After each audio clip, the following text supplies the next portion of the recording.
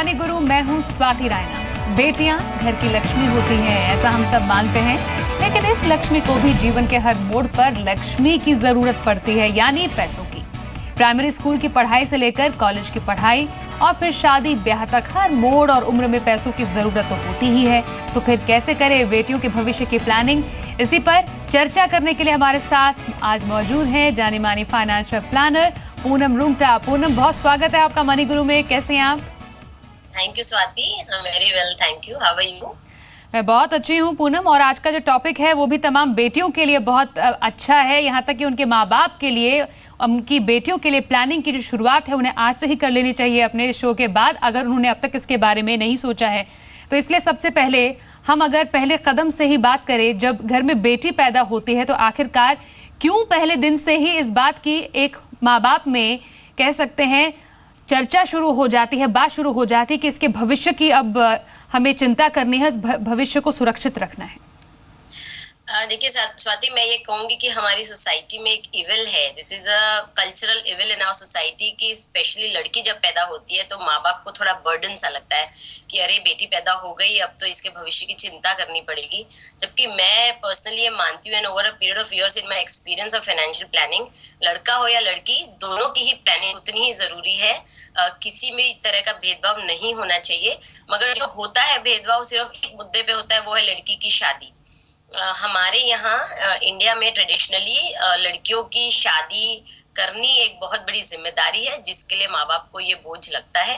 But coming years, over a period of time, ये सभी कुछ में बदलाव आ रहा है और आना भी चाहिए, क्योंकि लड़कियां भी उतने ही योगदान दे रही हैं जितनी लड़के देते हैं।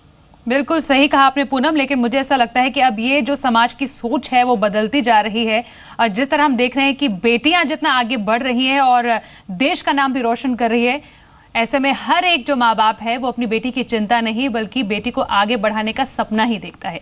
तो चलिए, अब बेटी के भविष्य को सुरक्षित करने के लिए अगर हम पहले कदम की बात करते हैं तो एक फाइनेंशियल प्लानिंग में शुरुआती जो कुछ ज़रूरतें होती है उनको किन तौर पर डिफाइन किया गया है, अगर हम एज वाइज बात करने से पहले इस पर चर्चा करना चाहें तो? देखिए, बेटी हो या बेटा, जब भी कोई बच्चा पैदा होता है तो उसकी एक पर्टिकुलर एज तक की पूरी जिम्मेदारी बच्चों की माँ बाप की होती है। यानी कि फाइनेंशियल्स उनके माँ बाप को ही देखने होते हैं। और जो मौजूदा डेमोग्राफिक्स हैं, यानी जो हमारी कंट्री जॉइंट फैमिली सिस्टम से हटकर न्यूक्लियर और अल्ट्रा न्यूक्लियर होती जा रही है, वहां पे हर एक खुद की और बच्चे की दोनों जिम्मेदारी माँ बाप के ऊपर ही होती है। There is no third person contributing to any financial requirement. तो जो सबसे पहला स्टेप मैं मानती हूँ, as soon as the child is born, मतलब फाइनेंशियल प्लानिंग की शुरुआत तो शादी होते ही, यानी रिस्पॉन्सिबिलिटी, किसी भी तरह की लायबिलिटी जैसी सिर पे आती है तब शुरू करनी चाहिए। और जब घर में पहला बच्चा पैदा होता है, आजकल या तो एक या तो दो बच्चे होते हैं, तो जब भी पहला बच्चा होता है तो आपको रिव्यू करना चाहिए अपना फाइनेंशियल पूरा स्टेटस, और अपने पोर्टफोलियो को रिव्यू करते हुए सबसे पहले उसमें बच्चे का हेल्थ इंश्योरेंस इंक्लूड करना चाहिए, ताकि कोई भी तरीके की हेल्थ केयर नीड आए, क्योंकि आजकल बहुत महंगाई हो गई है किसी भी तरह की बीमारी को हैंडल करने के लिए, और आपकी लिक्विडिटी बहुत हैम्पर हो जाती है ऐसे सिचुएशंस में।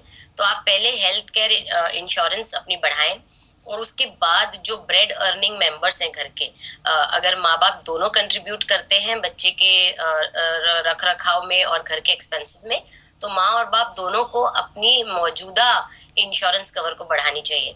I think that is a very very first step of starting the financial planning process. तो इन्वेस्टमेंट और जो अपना पोर्टफोलियो प्लानिंग है उसकी शुरुआत अपनी बेटी के लिए भी एक अच्छे से इंश्योरेंस से करें, और जो आपका खुद का इंश्योरेंस है आप उसको भी बढ़ा सकते हैं। यह पहला कदम माना गया है अपने बच्चे के भविष्य को सुरक्षित करने का। अब क्योंकि हम बेटी की बात कर रहे हैं इसलिए उन पर फोकस यहाँ पर डालते हुए, जब बेटी स्कूल जाने शुरू करती है 3 साल की उम्र या 4 साल की उम्र से, अगर हम इसको देखें 14 साल की उम्र तक, जब तक उसकी ऑलमोस्ट पूरी स्कूलिंग खत्म होगी, इस पूरी स्कूलिंग के दौरान जो प्लानिंग होगी वो कब से शुरू होगी?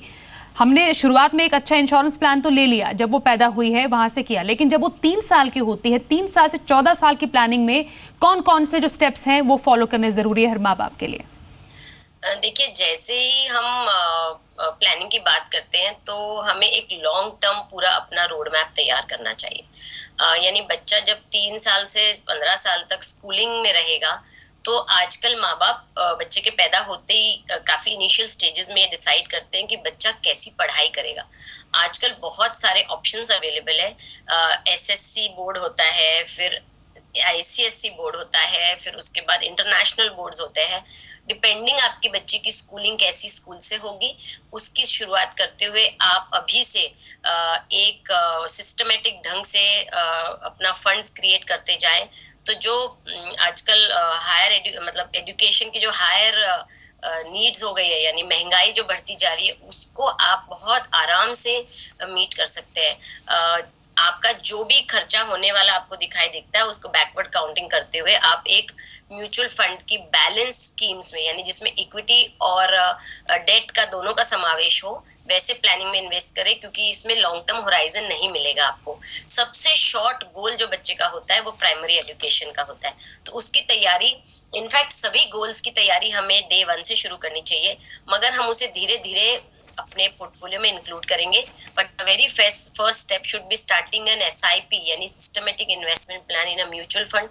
और अगर आप एक रिस्क एवर्स इन्वेस्टर है, यानी आपको मार्केट की रिस्क नहीं चाहिए, आपको नहीं पसंद है, तो आप एक बैंक में रिकरिंग डिपॉजिट स्कीम भी चालू कर सकते हैं, ताकि आपको मार्केट के वोलेटिलिटी से आपको टेंशन ना आए और आप एक सिस्टमेटिक तरीके से बच्चे की स्कूलिंग के लिए पैसा जमा करें।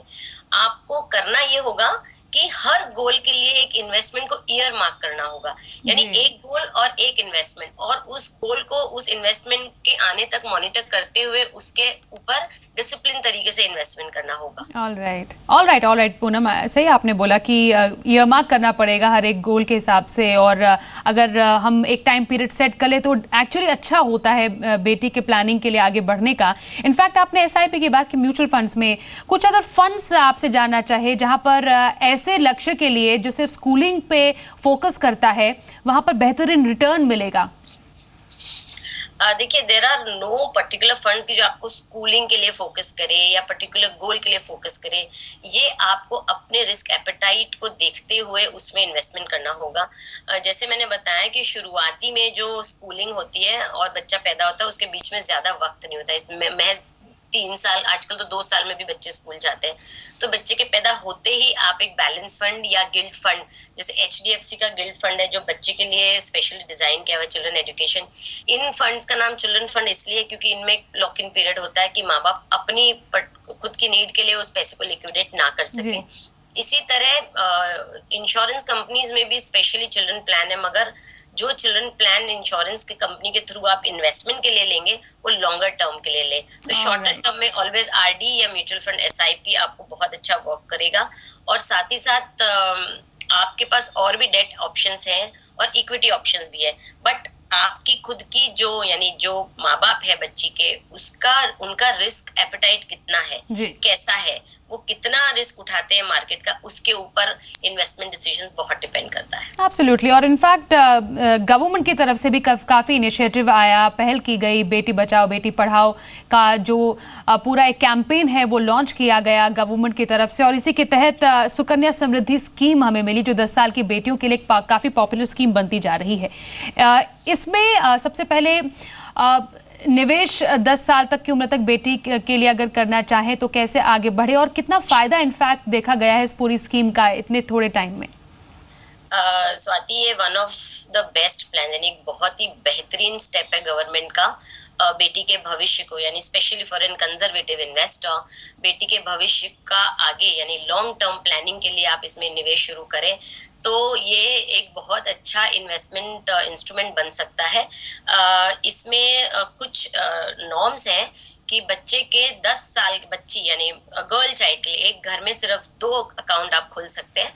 बच्ची 10 साल की होने के पहले आपको ये अकाउंट खोलने होंगे और आप ये कंटिन्यू कर सकते हैं फॉर नेक्स्ट 15 इयर्स। यानी समवेयर और the other it matches the PPF investment, क्योंकि इसमें भी 1.5 लाख रुपए तक की लिमिट है, और ये पूरी की पूरी इसके अंदर छूट है टैक्स की, यानी ई एग्जेम्प्ट होती है इसके अंदर। यानी आप जो इन्वेस्टमेंट करते हैं उसमें भी आपको टैक्स छूट मिलती है, इसका इंटरेस्ट भी टैक्स छूट है, और मेच्योरिटी अमाउंट भी टैक्स छूट है, और ये पूरा का पूरा पैसा बेटी के नाम पे होगा। और अगर आप सिस्टमेटिकली 15 साल तक इन्वेस्ट करती हैं तो करीब 42,68,000 आप इसमें जमा कर सकती हैं। जो एक माँ बाप को टेंशन होती है कि जो हमारे यहाँ रीत है शादी ब्याह में पैसे खर्च करने की, specially for the girl child, इसका बहुत अच्छे से इंतजाम हो सकता है with a very small contribution of 1.5 lakh per year. और अच्छी बात ये भी है स्वाति इसमें कि ये 1.5 लाख रुपए आपको जरूरी नहीं आप एक साथ इन्वेस्ट करें, आप पूरे साल में कितने भी बार छोटी छोटी अमाउंट भी जाके डिपॉजिट कर सकते हैं अपने अकाउंट में, और ये अकाउंट खोलना भी बहुत आसान है। आप किसी भी पोस्ट ऑफिस या किसी भी सरकारी बैंक में से खोल सकते हैं। और कब तक इसमें पैसा अगर निकालने की छूट है तो कितनी है, और कितने साल तक निकाल सकते हैं? जैसे 10वीं के बाद, या जब बेटी 18 साल की उम्र की हो जाती है उसके बाद थोड़ा थोड़ा अमाउंट निकाला जा सकता है? हाँ, इसमें एक लॉक इन है, बच्ची 18 साल की हो या उसकी शादी हो, तब तक आपको अकाउंट ये चालू रखना होगा, वॉट एवर कम्स अर्लियर। वरना अगर बच्ची 18 की हो गई और अभी उसकी शादी नहीं हुई तो आप 50% तक अमाउंट इसमें विड्रॉ कर सकते हैं for the child's higher education. और तो इसमें छूट भी है, और अगर जो छूट नहीं है, मतलब पैसे निकालने की अगर सुविधा नहीं है, तो मैं कहती हूँ ये एक अच्छा पॉइंट है, क्योंकि पैसा एक्यूमुलेट करना हो तो उसे टाइम दिया जाना बहुत जरूरी है। ऑल राइट, स्पेशली अगर स्कीम की बात करें पूनम, तो पॉपुलर तो है ही, लेकिन कई लोगों में एक्चुअली इसको लेकर अवेयरनेस भी काफ़ी कम है। हाल ही में जो इसका रेट ऑफ इंटरेस्ट है वो भी कम किया गया था, तो ऐसे में लोगों को लगा भी इतनी पॉपुलर स्कीम का रेट ऑफ इंटरेस्ट कम क्यों किया गया। तो आपको लगता है कि ऐसे में स्कीम के पर्टिकुलरली कुछ ड्रॉबैक्स भी सामने आए हैं? नहीं, ड्रॉबैक एज सच तो मुझे कुछ दिखाई नहीं देता इस प्लान का। और रेट ऑफ इंटरेस्ट कम होने का तो ये आरबीआई गाइडलाइन में जो भी गवर्नमेंट स्कीम्स हैं, जैसे कि पीपीएफ है या दूसरी ईएफ स्कीम्स के जो भी रिटर्न्स है, वो सभी में एक साथ ही फेरबदलाव होता है। मगर टैक्स फ्री होने के कारण अगर आप यील्ड गिने तो इसमें काफी हाई है। हाँ, अवेयरनेस जरूर कम है इस पर्टिकुलर प्लान की, उस वजह से शायद ये पॉपुलर नहीं है, but otherwise it's one of the best option you can choose in a debt category for your child for a long term planning.